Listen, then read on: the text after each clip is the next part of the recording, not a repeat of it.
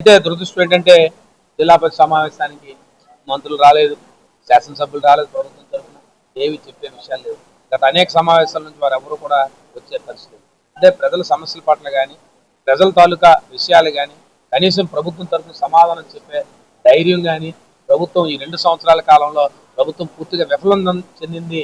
ఈ ప్రభుత్వం ప్రజా సమస్యల పట్ల, ముఖ్యంగా రైతాంగ సమస్యల పట్ల, ఈ ప్రభుత్వం విజయనగరం జిల్లాల అభివృద్ధి పట్ల, ఉమ్మడి విజయనగరం జిల్లా అభివృద్ధి పట్ల పూర్తిగా నిర్లక్ష్యం చేసింది. కాబట్టే ఏదో ముక్కుబడిగా మొత్తం 1-2 సమావేశాలకు వచ్చారు, ఏదో గొప్పగా చెప్పారు, మా ప్రభుత్వం అన్ని చర్యలు తీసుకుంటుంది, మా ప్రభుత్వం అన్ని నిధులు ఇస్తుందని చెప్పి. ఇవాళకి వస్తే చూస్తే ఎక్కడా కూడా ఎలాంటి పరిస్థితి చెప్పే పరిస్థితి లేదు. ఇవాళ శాసనసభ్యులు సమావేశాలకు ఎందుకు రావట్లేదు? ప్రజాప్రతినిధులు అడుగుతున్న సమస్యలు కానీ, జిల్లా అధికారులు చెప్తున్న సమస్యలు, ఏదైతే అధికారులు చెప్తున్న సమాధానం మీద ప్రభుత్వాలు నివేదించాల్సిన పరిస్థితి ఉంది.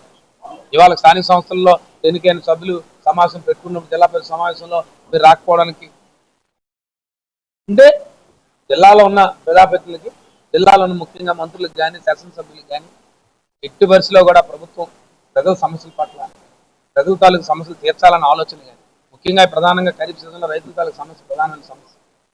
రైతులకు ఎలా సాగునీరు ఇవ్వాలి, రైతులు పంట పొలాలకు ఎలా ఇవ్వాలని ఆలోచించాలి. ఇవాళ ఇలాంటి ప్రధానమైన సమస్య పెట్టుకున్నాం. ప్రజాప్రతినిధులుగా అనేక సమస్యలు మేము పనిచేస్తున్నాం. ఆ రోజు నాకు యూనియన్ మినిస్టర్ వచ్చారు, ఎంఎస్ఎంఈ మినిస్టర్ వచ్చారు, మాంజీ గారు వచ్చారు, నేను తిరుపతి వెళ్ళడం జరిగింది. అలాగే సంజయ్ రాణి గారు కూడా స్టేట్ ఆఫీస్లో ఉన్నారు. అసలు ప్రతి గత వాళ్ళ ప్రభుత్వంలో బొత్స సత్యనారాయణ గారు అన్ని సభలకు అటెండ్ అయ్యారా? అన్ని సభలకు అటెండ్ అయ్యారా మినిస్టర్గా ఉన్నప్పుడు? ఇప్పుడు పని మీద బయటికి వెళ్ళడం జరిగింది. దానికి పెద్ద రాజకీయం చేసి ఏదో బాధ్యత లేదనుకోవడం తప్పు. ఈరోజు ప్రజా సమస్యల మీద మేము అనినిత్యం ప్రజల్లో పనిచేస్తున్నాము, ప్రజలకు అందుబాటులో ఉండి పనిచేస్తున్నాము. ఈరోజు మేము ఇక్కడ ప్రజా దర్బారు పెట్టి ప్రజలు ఏ సమస్య ఇచ్చినా కూడా పరిష్కారం చేస్తున్నాం.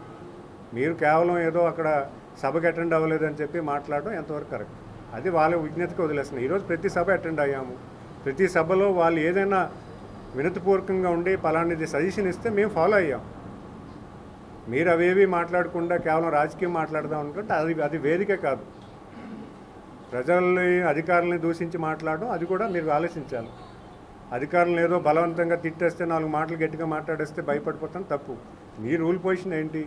రూల్ పొజిషన్ ప్రకారంగా అధికారి పనిచేశారా లేదా? ఈరోజు చాలా పారదర్శకంగా ఈరోజు ప్రజలు ప్రభుత్వం మీద నమ్మకం కల్పించేలాగా ఈరోజు ప్రభుత్వం పనిచేస్తుంది. ఆ దశగా ఈరోజు నాయకులు కానీ, ప్రజాప్రతినిధులు కానీ, అలాగే అధికారులు కానీ పనిచేస్తున్నారు. ఈరోజు చూసుకుంటే పీజీఆర్ఎస్ చూసుకుంటే ఎంత నెంబర్ వస్తుంది? ఎటువంటి పరిష్కారం రూపం గౌరవ ముఖ్యమంత్రి గారు పర్యవేక్షిస్తున్నారు. ప్రతి పీజీఆర్ఎస్ మీద ఈరోజు యాక్ట్ చేస్తున్నారు. యాక్ట్ అవును పీజీఆర్ఎస్ ఎందుకు యాక్ట్ చేయలేదో కూడా ఈరోజు గౌరవ ముఖ్యమంత్రి గారు రివ్యూ చేస్తున్నారు. గతంలో ఇది జరిగేదా?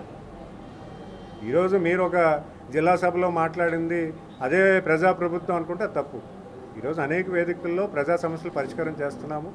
ఈరోజు మాకు యూనియన్ మినిస్టర్ రాబట్టి నేను వెళ్ళలేకపోయాను. దాన్ని మీరు రాజకీయం చేసి మాకు బాధ్యత లేదని చెప్పడం అనేది అది మీ విజ్ఞతకే వదిలేస్తున్నారు. ఈరోజు గతంలో జరిగిన జడ్పీ సమావేశాలు ఎన్ని మంత్రి గారు అటెండ్ అయ్యారు కూడా మాట్లాడుకుందాం.